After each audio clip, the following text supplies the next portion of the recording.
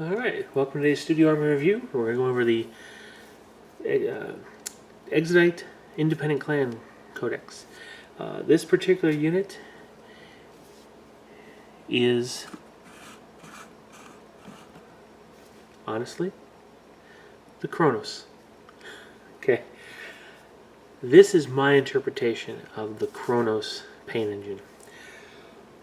It took me the longest time to figure out what I could do with that unit and the Talos, as a matter of fact, and I did not like the look. It didn't have anything to do with Exodites. It's a horrendous looking model from an Exodite perspective. Very capable, but it took the longest time to figure out how to write the story and make that one work. Well, finally one day I was reading through getting it. I studied the codex, what it could do, and then I studied the fluff on different things, and I was looking through the Epic game and remember that they had Exodite exo-suits. So this is actually an exo-suit. Now, in Epic, the exo-suit is just a mini walker type of a suit. Think about the Avatar in the movie Avatar. They're walkers, but this is Eldar, so it's a little more spiffy and a little more attuned to the actual pilot. Exosuits were initially used.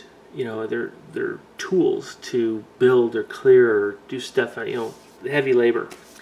And then it dawned on me, if you look at the rules for the Chronos, and the fact that these exosuits would have been in the possession of the Exodites as they were traveling through space, it's some of the gear they brought with them. I just, a flash of inspiration came out. But honestly, that seed for the inspiration came when I saw a model that someone had built. I'm actually going to build that model to represent the Talos. It's a kind of a bigger version of this, but this is the Chronos. And so I took that concept of that model and just kind of scaled it down, made it a little bit smaller, and voila, here we have the Talos paint engine.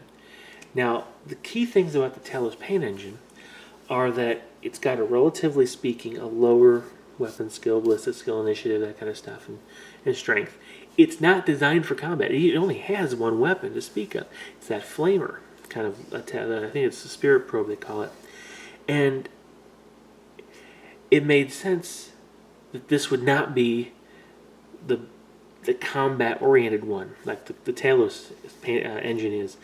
This is the utility exosuit. This is the one that they would use to clear out debris with that special flamer. It just dissolves, disintegrates the debris, clears fields in preparation for farming. You name it. It was just all sorts of type of utility uses. And of course, it's a bigger. It's a construct, so it was able to lift heavier loads than just a single Eldar, even a couple Eldar would be able to do. So it made sense these tools would be around. Well, when they were attacked by pirates and raiders, well, they used everything at their disposal, including utility exosuits, and these would, just unleash these flamers on the opponents and get into close combat and just try to defend their people from these raiders. And a lot of good Exodites or Eldar were lost, but because they used these, they ended up prevailing. Now, why is that important? Well, that story is actually the foundation for the way I use the Talos rules in this. My exosuit, this is a light exosuit, and it is covered in all of these banners. And I call them banners of remembrance.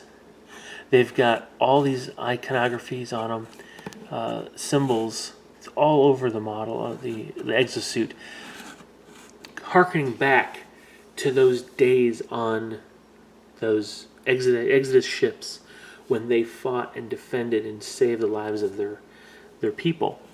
And this, seeing this on the battlefield, next to when you're trying to fight for, again, your people, inspires the nearby Eldar, right, or Dark Eldar, independent clan forces. So this fit in really well with the spirit siphon, which, and it basically helps increase the feel of pain ability of the units nearby, increases the morale.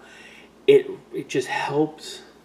It just fit. The rules fit the storyline, and it was just at that moment of flash when I thought, oh, this is perfect. So I spent some time figuring out how to make a light version of this picture that I had seen, and so this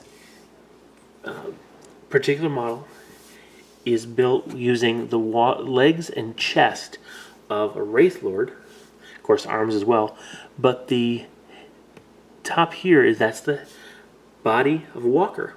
Now the front here, this is actually half of a Wraith Lord head, and this is part of the Walker canopy that goes over the back of the pilot's seat. It's just turned upside down, shortened, cut in half, raised up a bit. And then on the back, here you'll see the two on either side to kind of hide and make the back a little bit bulkier. These are the two shields that come on either side of the gun. I call them almost ears on the Walker. And one Wraith Lord fin on the back. And of course using all the Wraith Lord banners I could put on there for this particular one. Then I took a Wraith Lord's Flamer and cut it short so that, see if you can actually see this. See, I cut it short and turned it around a bit, made it look a little less like a weapon and more like a tool.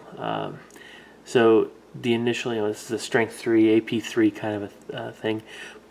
It's not designed as a weapon. It's designed to clear out debris and what have you. That's why the AP3 is important. And it's been pressed into service as a weapon of war. No other weapons on it. Matter of fact, you can only have the Spirit Siphon or the Vortex, the Spirit Vortex. And my initial concept of this light exo-suit was the Banners of Remembrance, the whole idea of increasing the feel no pain abilities of the units around them. And I don't really want to make a different light exo-suit using the Spirit Probe, the Spirit Vortex weapon. So I don't know if I'll ever make another one of these like that, but I'm going to make another exactly like this. So that's all there really was. The key to the back here is it does not, the Wraith Lord's body, to upper body, is built in 3 pieces, front, center, and back. And this model does not include the back piece. The back piece is where it has the points to mount the 2 wings, and there's a central, looks like a big gemstone with a Wraith Lord type glyph on it. That is not present on here. Now that will be on the heavy exo-suit, which is going to represent the Talos paint engine. So what we're it'll make it look bulkier that way. It'll have 2 fins in that point, and of course the armor. I think I'll beef it up a lot more. You'll see. Hopefully, you'll see that in a couple months. I still have to go get the kits. This is an expensive conversion. I won't lie about it. You really gotta want to, because you gotta buy both the kits. You have to have the Warwalker kit and you have to have the Wraith Lord kit. Neither of which is cheap on their own. And there's not really enough pieces left of either one to make something else. There are a lot of parts to do other things with them, so it's not a complete loss. But it definitely is not an economical model. Let's put it that way. You might as well get a Forge World model of something. So, but I really like the way this one came out. I do have it in very simple colors of one of the, actually it's in my Independent Clans vehicles and stuff like exosuit. Exosuits are technically vehicles. These are all, they'll paint up in different colors that the owner likes, or whoever controls the vehicle or walker here, they'll decide what colors to paint it. They will weave in the colors of their actual clan, but all in all, we're talking about having just a wide variety of colors for the base vehicle itself. Now, I'll be honest here. If you look at it, it's very hard to fit a person in there. If you suspend disbelief just a little bit, it's not so bad. What I've kind of been toying with, changing one aspect of the story. Instead of these particular units being about, piloted by a live pilot, these could be piloted by those pilots that defended and lost their lives during the Exodus. So like a Spirit Stone kind of a thing. So I just think that'd be much more powerful. So tell me what you think. Share, like, subscribe. Let me kind of fill me in. Just let me know what you see in this model, and how it fits in with that whole concept of the Dark Eldar's Kronos paint engine. I hope you enjoy this. I'm really glad you stuck with me, and I'll see you in the next video. All right, bye bye.